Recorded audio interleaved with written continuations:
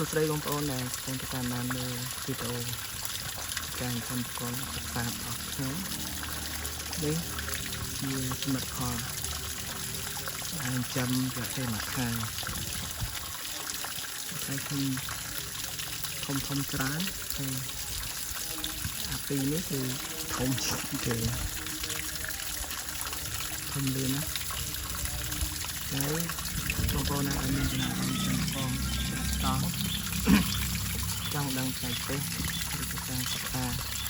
ចំលេង100ក្បាលអីអាចខមមិនក្នុងเพจរបស់ខ្ញុំបានខ្ញុំថាពីផ្នែកទេសវាមិនចាំបកងហើយបដូរតបកងហើយនេះខ្ញុំដូរតបកងថាតែខ្ញុំបាននៅផ្ទះរយៈពេល3ថ្ងៃហើយដាក់ដូងខ្ចីទឹកដូងទុកចោលទៅវាធំទឹកទៅខ្ញុំដូរទឹកវានេះលទ្ធផលហើយនៅមាននៅក្នុងទៀតបងប្អូនចូល40កងទៀតហើយខ្ញុំធំមកហើយបានតែឆាប់បានតែប៉ុណ្ណឹងរត់លឿនណាមួយទៀតចង់បង្ហាញបងប្អូនពីរបៀបចំបកងចាំបាច់ចាប់បកងខាងតិចតិចមើលតែប៉ុណ្ណឹងទៅបានតែវាសុខភាពល្អលូតលាស់ប៉ុណ្ណាហើយបងប្អូនណាដែលមានចំណារអារម្មណ៍អាចខមមិនសួរពីផ្សេងទៀតហើយការដូរទឹកបកងហ្នឹងក៏អញ្ចឹងដែរគឺយើងដូរទឹកបកងហើយយើងដាក់ទឹកហើយយើងហើយទៅបានតែlà một conនេះvàខួរបាទតាំងប៉ុណ្ណឹងយើងអាចបាញ់បើ1គីឡូទៅ1គីឡូកន្លះអំបិលនេះអាចស្លាប់មេរោគនឹងជួយឲ្យបងសក់លឿនអញ្ចឹងបងstress យើងបើខួរយើងបាញ់អំបិលមកគឺបានដែរតែវាថ្លៃយើងបាញ់ប្រើគោះថោកហើយគ្រូដើររត់ពេញនៅផ្សារទៀតញ៉ាំការប្រូទឹកនេះអំបិលគឺសំខាន់តែព្រោះអីអាសិនជាអត់ដាក់អំបិលទេអាចមានអុកស៊ីសែនទឹកទៅឲ្យកំពងវាមានបញ្ហាខ្ញុំសាកល្បងលើកមុនដាក់មកភ្លាមតែក៏ដាក់អំបិលដែរអញ្ចឹងវាឡើងពេញទៅលើធុងហ្នឹងឡើងវានេះណាស្រុកណាវាឡើងពេញហ្នឹងដល់អញ្ចឹងទៅខ្ញុំដាក់អំបិលទៅគឺវាក្រាបសង្ឃុំទាំងអស់បងប្អូននេះស្មាត់ខលខ្ញុំ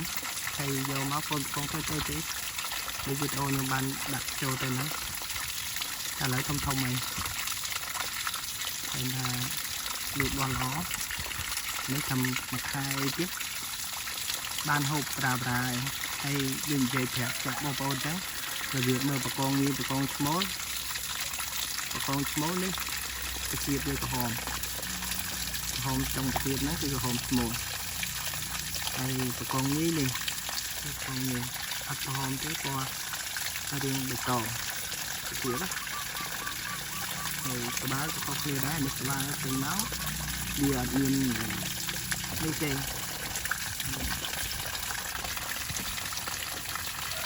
មើលទៅវាអត់កាចហ្មងមើលទៅដឹងស្មូលហ្មងមើលមុខទៅវាដែរដឹងហ្មង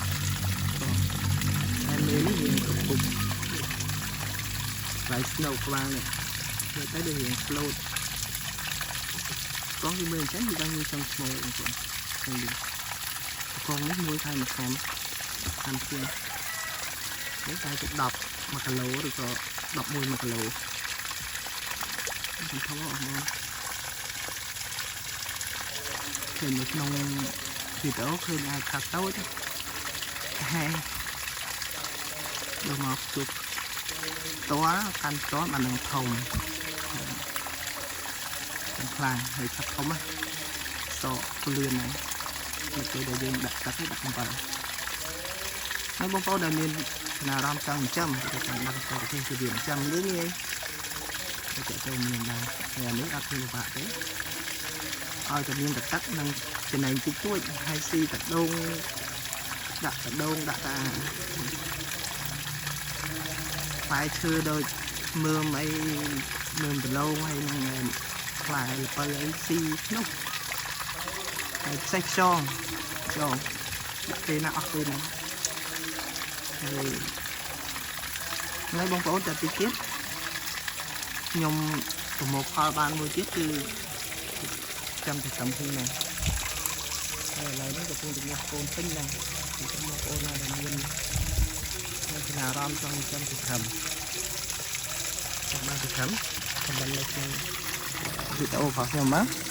ខ្ញុំនឹងចែកជូនបងប្អូន free ហើយទៅខំពណ៌ស្អាតណា7ពណ៌ហើយដល់បងប្អូនណាមានចំណារអារម្មណ៍ចូលមកខ្ញុំបានហើយបងប្អូនអត់មានអីច្រើនទេគ្រាន់តែចង់បញ្ជាក់បងប្អូនថានេះជាការដូរទឹកបកងហើយបកងខ្ញុំឥឡូវវាធំផុតតែប៉ុណ្្នឹងហើយមានសុខភាពល្អហើយនេះគឺខំបកងនេះណាវិញស្អាតមែនតើ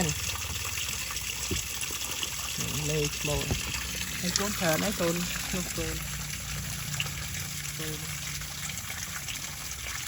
បានណាពេញចឹងហើយនៅមកសបោនេះ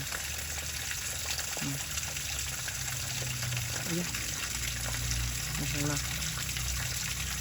បោបងប្អូនអត់មានអីទេខ្ញុំតែនិយាយបានតែប៉ុណ្ណឹងហើយបងប្អូនណាដែលមានចំណារអារម្មណ៍ចង់ចាំបកឬក៏មានចម្ងល់អីអាចខមមិននៅក្នុង page របស់ខ្ញុំបានខ្ញុំនឹងប្រាប់ទូរស័ព្ទចំបកងាយអរគុណបងប្អូនជំរាបលា